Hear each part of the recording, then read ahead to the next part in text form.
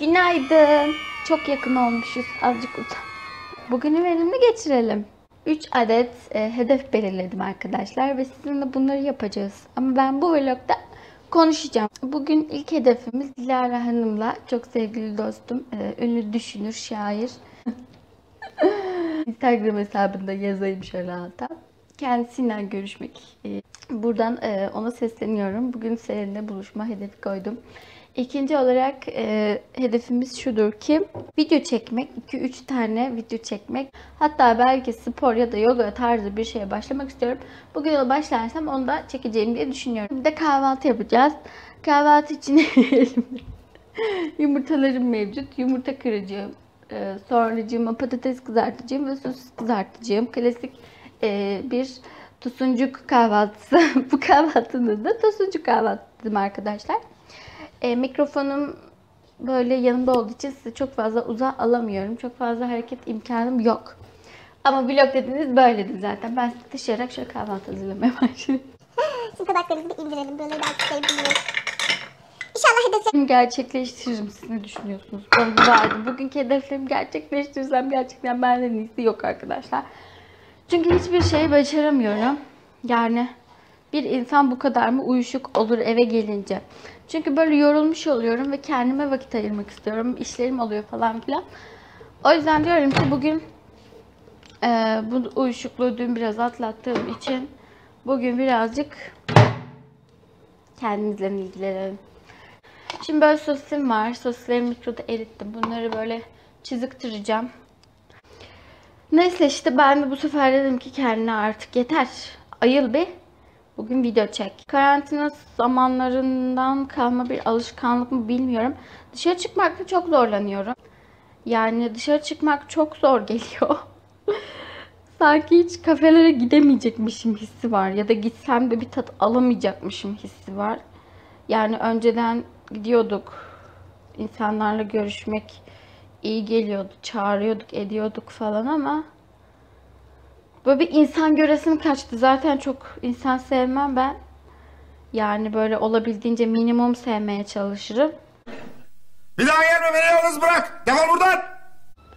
İnsan sevme tarzım da değişti. Yani önceden sevdiğim tip insanları şimdi sevemiyorum işte. Karakter değişimi yaşadım galiba. Onu da arkadaşlarıma da yansıtıyorum. Bu arada hani flört tarzı, sevgili tarzı bir şeyden bile bahsetmiyorum. Yani oralara hiç girmiyorum zaten ya. Hayırlısı. Sabah sabah ne kadar negatifsin Ayşe ya. Neyse, peynir koyalım. Burada bir köy peyniri var. Şaşırdık mı? Hayır. Domateslerimiz var. Çeri almamış annem. Çeri köyde kalmış.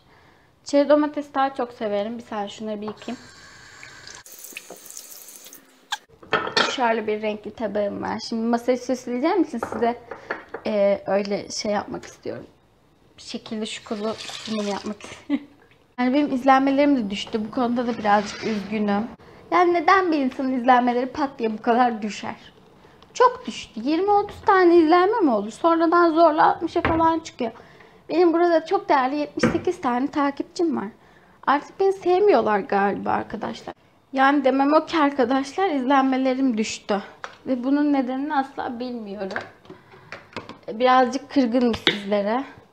Çayım da oldu bu arada. Çay çok kaynadığı için söndürdüm. Yani niye benim izlenmelerim düşük bu kadar? Ben anlam veremedim. Bir tık da beni üzüyor. Yani izlenmeleri arttırmak için her türlü yolu denedim ama olmuyor arkadaşlar.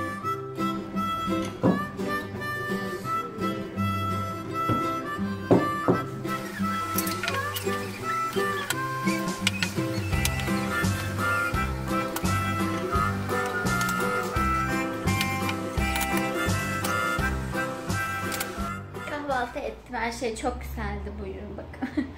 Her şey çok iyi ama burayı toplayıp hazırlanıp çıkmam lazım. Canım arkadaşım, canım kankinden haber geldi şimdi. Buluşacağız ama ben ne giyeceğimi bilmiyorum. Hava çok kötü. Çıkıp gezmek için çok kötü bir gün. Ne giyeceğim hakkında hiçbir fikrim yok. Yani sweatshirt giymekten ben bıktım. Ben bıktım. Yani şöyle bir trench coat'um var ama şöyle. Bunu mu giysem bilemedim. Bu da Neyse ben bir duş alayım da kendime geleyim. Sonra bir kıyafet seçeyim de bir huzurlanayım. Giyince görüşürüz. Hoşçakalın. Biraz daha böyle bir şeyler, renkli bir şeyler giymek istiyorum. Bakalım. Şunu giyeyim diyorum. İçine kalın bir şeyler giyip bunu giyebilirim.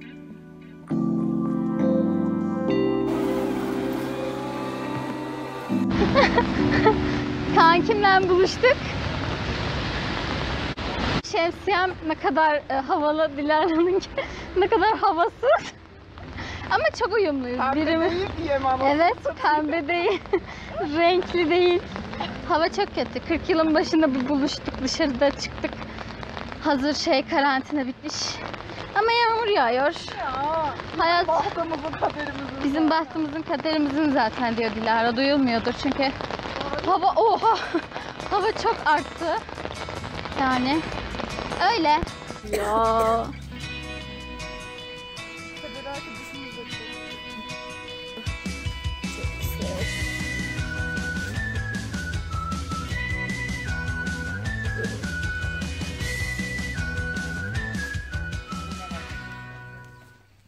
Başlattım. Bugünden bahsetmek ister misin? Bugün sesli bir vlog çekiyordum ama sesli vlog çekebilmek için Bugün başımıza gelenleri anlatmak ister misin? belli derecede yakınlık kurduğum insanlar yoktu. O yüzden video çekemedim. Ama olsun. Eve gidince iş Güzel devam bir ederim. muhabbetteydik bugün. Evet. Sayın Dilara'yı kameraman olarak tutmuştum bugün ama çekemedi beni. Olsun. Neyse şimdi inşallah eve gideceğiz. Güzel vakit geçirdin bence. Güzel vakit geçirdik. Organlarımız çalınmadı inşallah eve ulaşacağız. Buradan organ mafyası olan bugün tanıştığım arkadaşlarıma selam. Selamlar. Hadi gidelim. Hadi bir de böyle. Güzel yürü.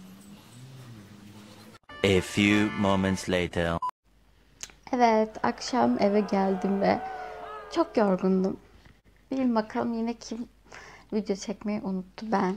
Bazen oluyor ya, böyle çok konuşuyorum. Çok konuştuktan sonra uzun bir süre yorgunluk çöküyor. Büyük ihtimalle bugünden sonra ben böyle bir hafta falan uyurum. Pamuğum da bitmiş. Peçeteyle artık.